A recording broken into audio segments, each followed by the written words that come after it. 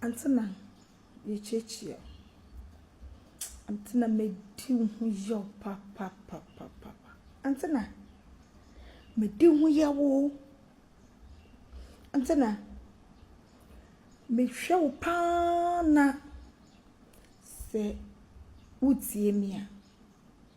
And you will first and last. Say we do obi kukuom public figure asem. E de beba betu dwa. No one consult say any busuani bia no betie one person anu asem. Wo kunpo. Wo jani si dem a wan obi anka wasem. No moti ani sa wo ware. Nkofo beka ni etwa mo so. Antena ya Sarpong me kwa wunyanyiem no na ma surviving my life. Do you want to buy a house? Then your worries are over. For sale.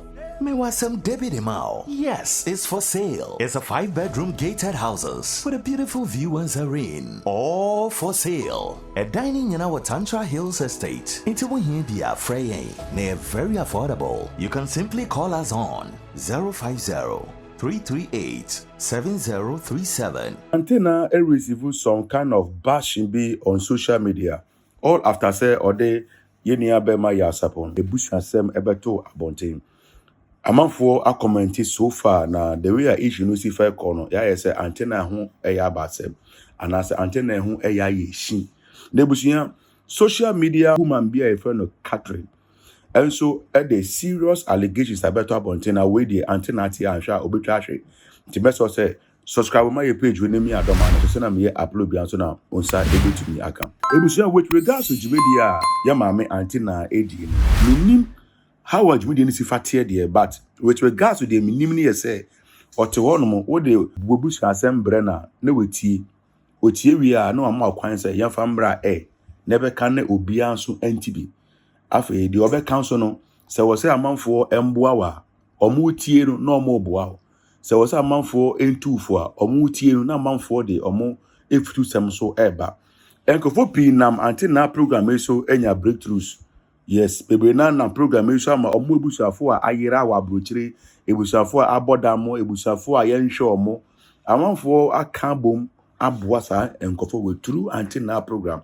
Yes to so amanfo so say na antenna program ya so ama aware pi egu asema nke betima tenefie ne ya kanu ne yesiesie no ebeto abonten a na obema ne buefu ana oba ne buefu to the extent say etoda ni page na so ne enkofo kon so that means say ontumi handle enkofo no sene e wo say ontumi handle now ya Sarpong issue e beda abonte no obi aka na say no say o kana dey but the way a Catherine what TikTok they beto abonte no another version of it message say yankofwe how a Catherine so the nsem eto abonte Antena ye chechi.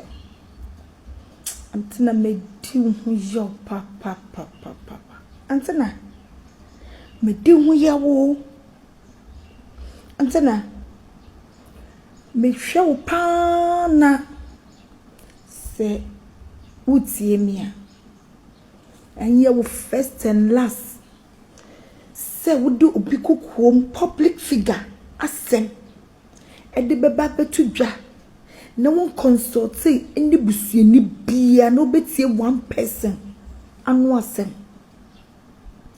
Wo kunpo wo jani si dem a wan obi anka wasem no moti ani sa wo ware nkofo beka ni etwa mo so antena ya Sarpong me kwa wunyanyiem no na ma me surviving my life. Me kwa wunyanyiem a hone so we bi atoto me do baby na say me fa de nsem me ho ya Sarpong nyom na yi mi fi sa ahonu do baby a na ade ne yese ba na makai special wo how ne say na wusu na ne nyom ba ko say wan no ne nyame adi esi a antena Yes, some mistake ni biemu da. So be a public figure, especially obi otonwom, obi oye MP, obi oye sofo. Na sembe deja. Si obi anu asem embetna radio so. Na nipa ne beka wians watwe phone na afrafra nkofo no. Ante na wonye nipa nsi obi a wo mane mu. Ante na adum bi na so na manyipa bi anase edwuma no de wakọ anim. Na ye wonkofo bi nim wokọ a omano asem ana omadwe no esose wode ewutan so ye togbe. Ante na me di hu yo papa. Mami ni kasampo no du baby no kasem bi wadwe anya fast. O say ba wo miede skane be no say yemfa nkwankwa ye dan no. Na mama papa ne da ho no e de asem na mami oye fa ho. O say kasam o say me see yemfa na mami mfa ne nko me fie. Enti ne ba wo mi sika na nka oba baji no nka ode akwaye dan ne nka fie be no no mami no ne your Sarpong e de ne kwadem. Until na you careful. Until na you careful. Omo yo yodium. Omo aso no omu pram. Yenya yakwa ware ne bio. So obi ne obi wo mba eno nche se esese oma onfa ne dadwe nyina fa tu nipa no so. Susu ampa se nipa no mpo oye ne kunu ampala obi ate ase.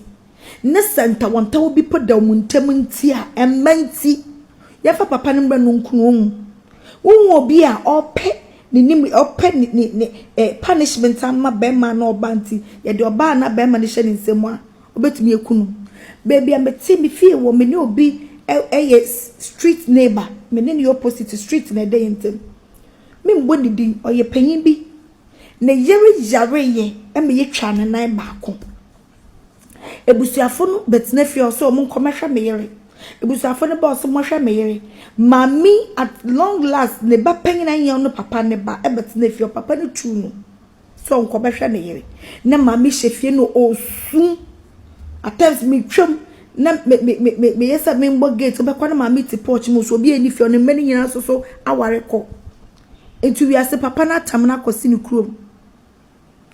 Because we treating mama na mama no we treating it bad and mama ni sisi ano wakot na ni krom until na you careful messing at you so until na you careful o me di hu your papa we edumunya mo dia show man we sempo bibi panka wante na ubetimi afro bi ni mpanyfo bi na okọ do11 software wo akọ jam pensem ahwa so de mame ebesi hwe mame na ni suba ni de nima no bi si radio no so oyi ni papa ka wuku ni yare a wo na esa fa nko abonten ka ti wo na esa onye sa adwuma we ka ti wa na nka esa onye sa adwuma nya mame no tena asam ni yaye me won kakra se ampara sa papempo onne ne yere e wo problem na wonnim fa ne sa wonnim ni wa be kan asam na kire wa mame no yebusuani mame no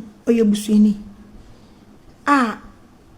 obetimi aje chinchin say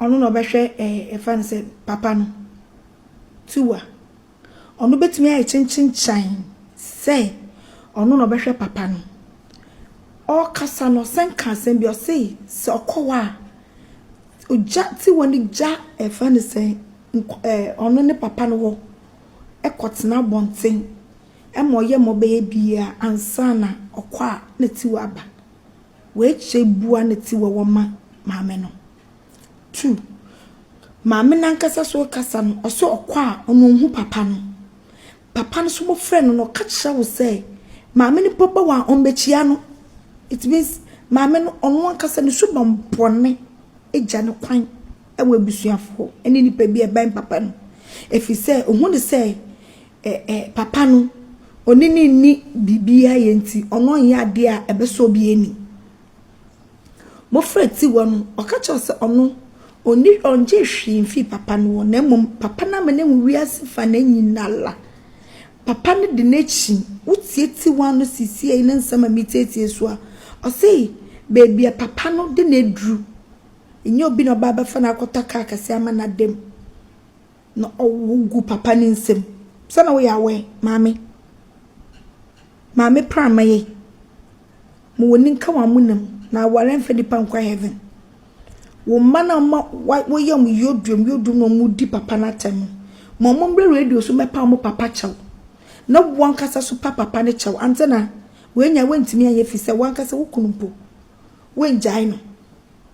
Ono so je wusi wugya ne si hosa na wo ye mekọ we ya ba mekọ ha ba na wo de na aba ewu mekọ ha ba na o de aba ware nti ono so we je obi no so na yere wo ho nti jenjire bia wa ma papa na ware wo no it means say that papa na kasa me yi panyin me ne wo manti papa ne ya na want na wo behwe no a na ne yi panyin no se mem so me ba behwe me kunu e ya ntena wan ya de o antena wan ya de kra obi asamba susu kasa ne popo wani na wonni echitai bia ye won sem bia esese wonka ti se obi yare ode ba ho ya omukosesa na komosa ne yemu denden abia waje obi ade obi a waye obi sa obi kunu ampa otete no wa obenwu sa ampa e asema ewo ho obi sei sa nyame ne nyina ewo ho ampa so betimi ediso beti wade bi wo ho a hwehwem pa antena hwehwemu papa fi se wa manyame bi ayame ja fitandra najo yemu bi wo ho a de hwehwe swas nega wo bayiyew nkofo yew wadwuma papa waye nyina hwa mare champo obakasa se antena nkese se wontumi ntobo Ebusanfo yase de otwa sa no nim se esa na otwa no achia na se enchia enti de yamaame antena so ye no ebia na wonim se achia ana ebia na wonim se bia sentoye aba ne baabi enti na wo so obi ka na wo se ne wo ye no achia ana se enchia Mesro so do comment ebeta bonti ni wo ha won so si faji sa assembly wo se ekwan de yeyi na se anka wodan a wo so ekwan de etene pa na mum ebeka wodan pa na wuwu di atem Mesro se we de me ni atem fo adwen kire ebeta bonti ni wo ha won so si fe hu antena adwumedi a odi semfa so wo so ana semfa so bi edi so I too much me the trending news breaking stories spiritual programs and practical shoes and am de bro nti subscribe my page with me adoma so send me upload ya so that on cyber to me account